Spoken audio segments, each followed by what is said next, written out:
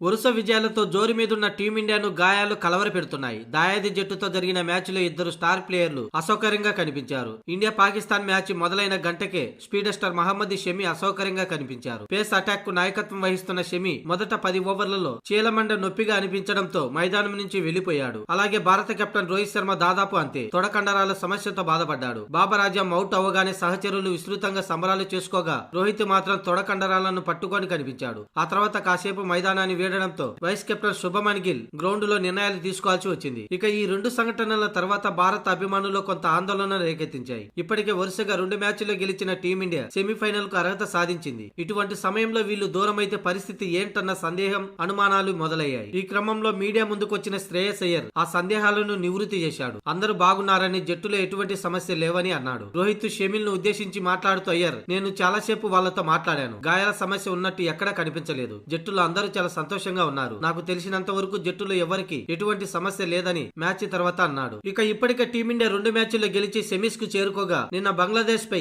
New Zealand గెలిచి semis కు చేరుకుంది. దీంతో ఏ గ్రూప్ నుంచి భారత్, న్యూజిలాండ్ సెమీస్ కు చేరుకోగా పాకిస్తాన్, బంగ్లాదేశ్ లు టోర్నీ నుంచి నిష్క్రమించాయి. ఇక గ్రూప్ దశలోని భారత్, న్యూజిలాండ్ మధ్య మ్యాచ్ మార్చి 2వ తేదీ జరగనుంది. ఈ మ్యాచ్ లో ఎవరు గెలిస్తే వాళ్ళు గ్రూప్ ఏ జట్టు తరపున పాయింట్ల టేబుల్లో మొదటి స్థానంలో ఉంటారు.